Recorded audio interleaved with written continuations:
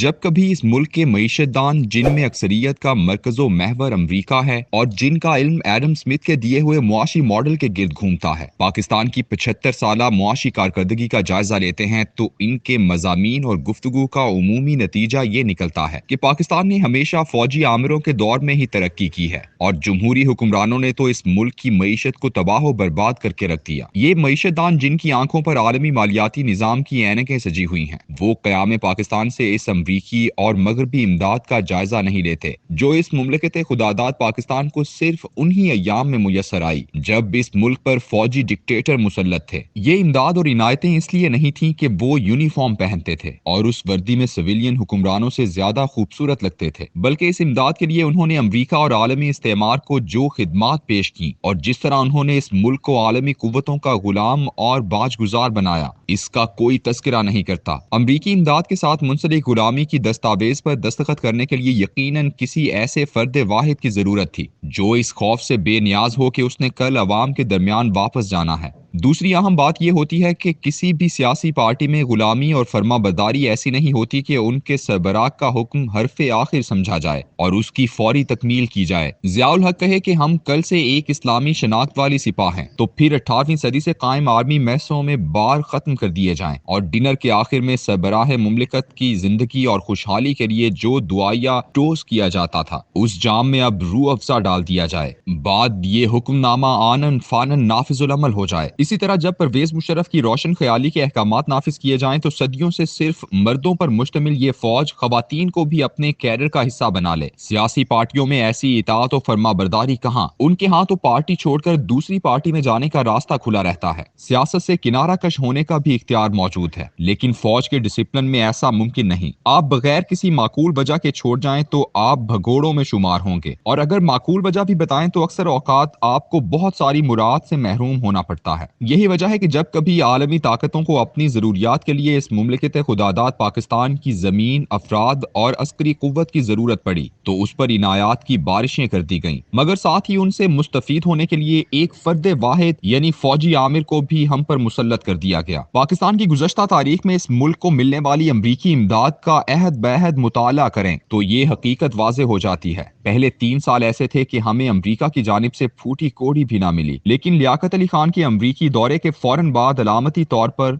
1951 में $2.5 लाख मुआशी इमदाद दी गई, जबकि किसी भी किस्म की फौजी इमदाद ना मिली। लेकिन अगले साल 1952 में ये इमदाद $7.5 करोड़ तक बढ़ा दी गई और उससे अगले साल उसका हजम 10 गुना यानी $74 करोड़ हो गया। मगर 1958 तक ये तकरीबन इतना ही रहा। इस अरसे में पाकिस्तान पर एक ऐसी सिविलियन हुकूमत कायम थी जो बज़ाहिर अमरीका की दोस्त थी मगर अवाम को भी जवाबदेह थी। लेकिन जैसे ही फील्ड मार्शल मोहम्मद अयूब खान ने मार्शल लॉ लगाया तो अमरीकी इनायात और नवाजिशात की हम पर बारिशें होने लगी। ना सिर्फ ये कि हमें मुआशी इमदाद दी जाने लगी बल्कि हमें अस्करी और फौजी जरूरियात के लिए भी तकरीबन बराबर की रकम अता की जाती। यूं हमें 1958 से लेकर 1968 तक के 10 साल में $11 अरब इमदाद की सूरत मिले, जिनमें से तकरीबन 40% अस्करी इमदाद थी। लेकिन 1969 में याहिया खान की आमद, इंतखाबात के ऐलान और जमहूरी सफर के आगाज से ही हमारी इमदाद सिर्फ $5 करोड़ और अस्करी इमदाद बिल्कुल खत्म कर दी गई। उस दिन से लेकर 1981 तक का 12 साला दौर जो ज्यादातर जुल्फिकार अली भुट्टो की हुकूमत पर मुश्तमिल था,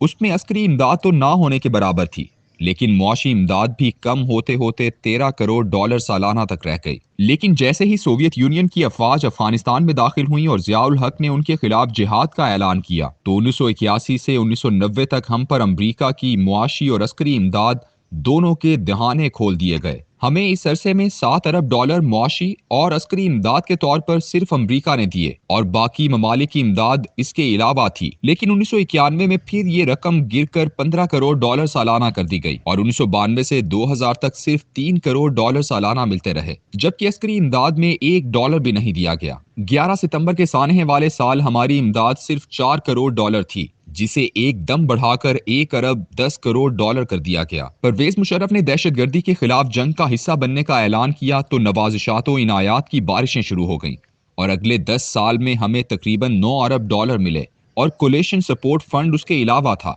इन डॉलरों में से आधे हमारी मुआशी जरूरियात के लिए थे और आधे अस्करी साजो सामान के लिए दिए गए। मुशर्रफ के रुखसत होते ही हम फिर अमरीकी नजरों से गिर गए और ओबामा ने बरसरे इक्तदार आते ही $80 करोड़ सालाना की इमदाद घटाकर 55 करोड़ डॉलर कर दी, जिसमें से 30 करोड़ डॉलर तो वो अखराजात थे जो अफगानिस्तान में अमरीकी अफवाज की इमदाद में हम अपनी अफवाज पर खर्च करते थे। गुज़श्ता 10 साल इसी फाका कशी में गुजरे हैं, लेकिन अमरीका की अफगानिस्तान में बदतरीन शिकस्त के बाद गुज़श्ता साल ही पाकिस्तान से फरमाइशें शुरू हो गई थीं, क्योंकि अमरीका बहादुर को इस खित्ते में एक ठिकाना चाहिए, एक ऐसा ठिकाना जिसके जरिए वो चीन की बढ़ती हुई मुआशी कुव्वत को नकेल डाल सके और अफगानिस्तान में तालिबान की हुकूमत को नाकाम बना सके। अफगानिस्तान में एक कामयाब और खुद मुख्तार हुकूमत का झुकाव चीन या रूस की समत हो सकता था। अफगानिस्तान से निकलने से 2 साल पहले अमरीका ने चीन को रोकने के लिए 4 मुल्की इत्तेहाद के जरिए भारत को आजमाया था, मगर लद्दाख में होने वाली शिकस्त के बाद भारत पर भरोसा कम कर दिया गया। अहम बात यह थी कि भारत की सियासी अशराफिया हमारी तरह अमरीकी अहकामात की मुकम्मल बजावरी नहीं करती और वहां अस्करी क़यादत को तख्त पर लाना बहुत मुश्किल है। इसीलिए अमरीका के लिए खित्ते में आखिरी ठिकाना पाकिस्तान ही बनता है, जहां से वो अपनी अगली अस्करी ख्वाहिशात की तकमील कर सकता है। क्या हम आइंदा एक दिहाई के लिए अमरीकी मफादात का ईंधन बनने जा रहे हैं? जिनेवा में होने वाली कॉन्फ्रेंस, जो अगरचे के सैलाब ज़दगान की इमदाद के लिए मुनक्किद हुई है, लेकिन इस मुआशी जाल में हमें उलझाकर हम पर एक ऐसी जंग मुसल्लत की जाने वाली है जिससे ये खित्ता आगो खून में नहा जाएगा। क्या हम अफगानिस्तान के महाज पर लड़ेंगे